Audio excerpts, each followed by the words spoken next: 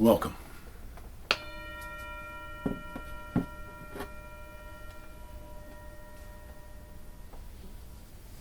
Welcome to Touching the Edge. Welcome to this exploration, this 40-day exploration of bouncing back and what it means to bounce back. You know, to me, it's very, very similar to the relationship between light and dark. It doesn't matter how dark a room is. It doesn't matter. It could be like one of the pyramids in which you have a room that hasn't been exposed to light for 1,000 years. But you know what's interesting? As soon as that door is open, as soon as that light is let in, the darkness is immediately banished. I want to suggest that this has a very similar relationship to feeling sorry for ourselves and having compassion for ourselves. Feeling sorry for ourselves is a dark place. It doesn't let light in. In fact, it becomes so opaque that it doesn't matter what's going on in our life. It doesn't matter how successful we are. If we feel really, really sorry for ourselves, no light gets in. It's really about being blocked. And I want to suggest that the light that you're truly blocked from is the light of your own heart. In the practice that I come from, our heart is a relationship to unconditional love. When we're blocked from our own light, it means that we don't have love for our lives.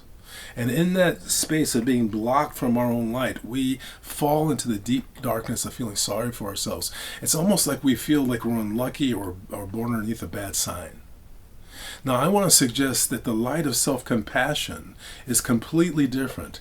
When you have the darkness of feeling sorry for yourself and the light of self-compassion is immediately more powerful. The light of self-compassion comes from a place of understanding of yourself in a way that's unique that only you can address. I mean, really, only you know what you've been through. Only you know the wholeness of what you've been through, the mistakes you've made, and the situations that have been perpetrated upon you. So when you have self-compassion, it brings along with it the light of self-understanding. And with that understanding, you can truly be responsive. You can truly listen and respect yourself. Remember that word respect. Re means to do again. Anytime you have that re prefix, it's really about developing a discipline. Spectacle comes from the root of, to respect comes from the root of spectacles, which means to see. So when you respect something, it means to see that element clearly. So when you see yourself clearly, you are stepping into self-compassion. Self-compassion is about understanding the truth of your wholeness and realizing that you deserve credit for how you've hung in your life. And when you bring that light of self-compassion to yourself, you end up appreciating yourself more. You end up being able to say with sincerity that you deserve credit for what you've been through. It ends up being a completely different place. Feeling sorry for yourself in the end is an egocentric state.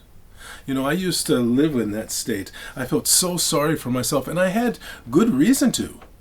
It's not that we don't have reason to feel sorry for yourself. It's simply a process that doesn't work. It doesn't make life better. The more sorry for yourself you get, it doesn't end up having a corresponding effect and getting you to a different place. However, if you do have self-compassion, that is the miracle that creates self-change. So have compassion for yourself.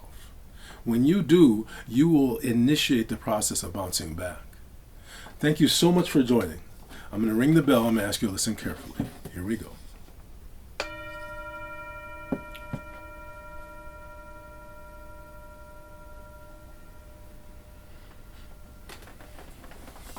Remember, time doesn't just have length, it also has depth.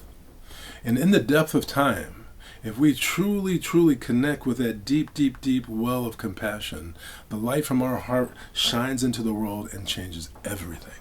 I bring my hands together and I bow to you. Thank you so much for joining. Namaste, my friends.